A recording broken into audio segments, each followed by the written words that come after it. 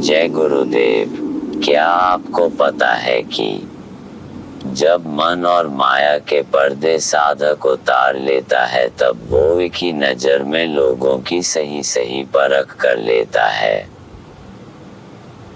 ईश्वर ने ललाट पर लिख दिया है कि इस व्यक्ति को गुरु में विश्वास होगा, नाम मिलेगा, परमात्मा का दर्शन होगा और आनंद प्राप्त होगा।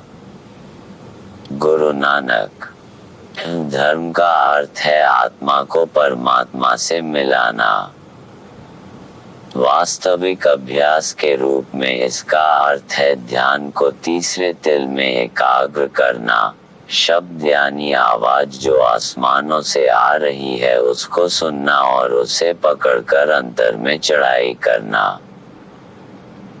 आवाज अथवा नाम की डोर को पकड़कर ही जीवात्माएं ऊपर के दिव्य लोकों में चढ़ जाती हैं।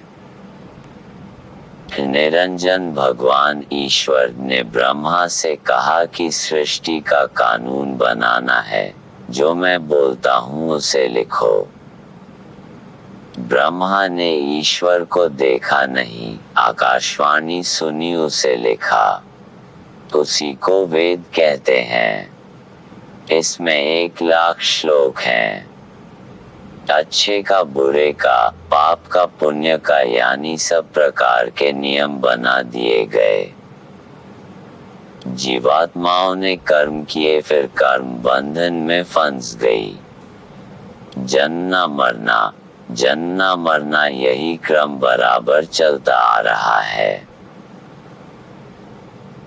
तारांकन मंदोदरी ने रावण को समझाया कि अगर तुम कल्याण चाहते हो, यश चाहते हो, अच्छा भाग्य चाहते हो, शुभ गति चाहते हो तो पराई स्त्री से इस प्रकार परहेज करो जैसे लोग चौथ के चांद को देखना पसंद नहीं करते, क्योंकि देखने से दोष लग जाता है।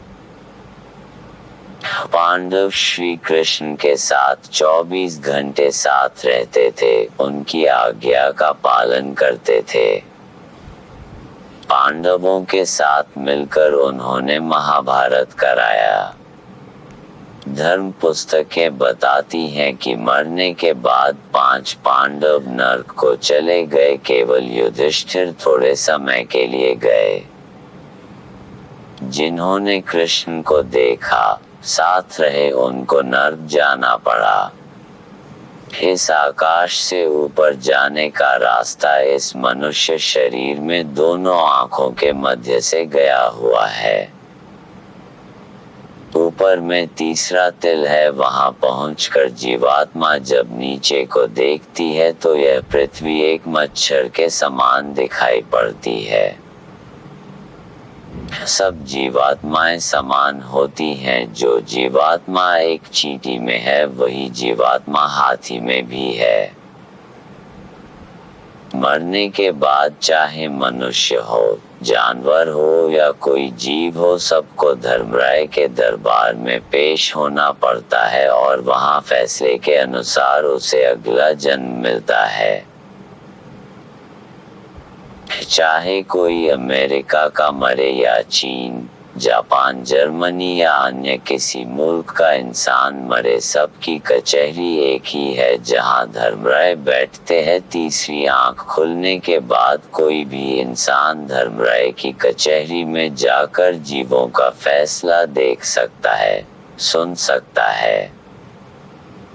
संत मत की साधना करने वाले साधकों को इन सब बातों का पता रहता है।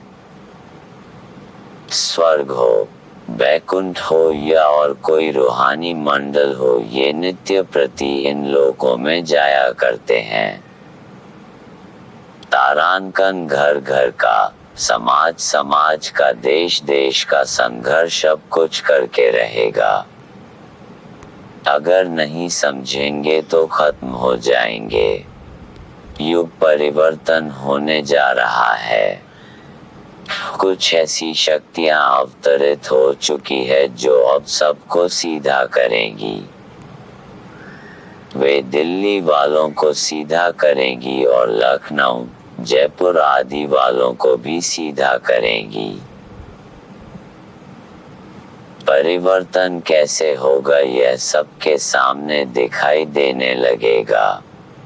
अखबार और रेडियो एक तरफ धरे रह जाएंगे। आगे महात्माओं का राज्य होगा।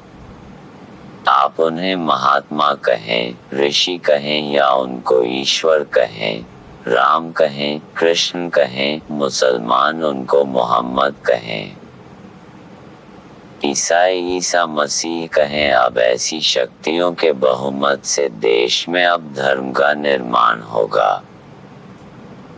तारांकन दूसरों की निंदा, आलोचना करने से उनके पापों का बोझ अपने ऊपर आ जाता है।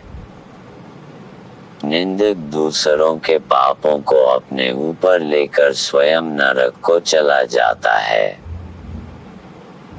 यदि पूरे महात्मा यानी संत सद्गुरु जो नित्य सत्यलोक में जाते आते हो मिल जायम तो इस कलयुग में परमात्मा का मिलना आसान है।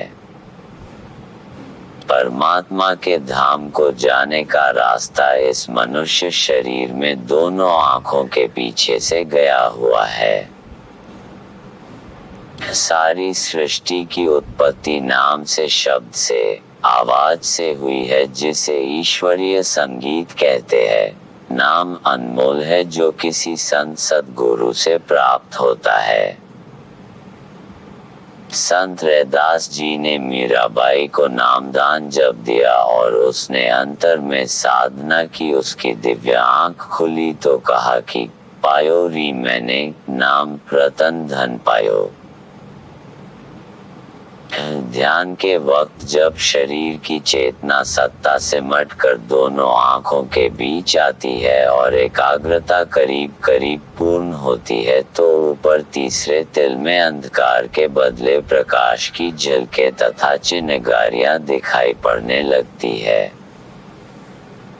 फिर जब प्रकाश स्थिर हो जाता है यानी टिक जाता है तब आत्मा स्वयं ही शरीर को छोड़कर तीसरे तिल में प्रवेश कर जाती है।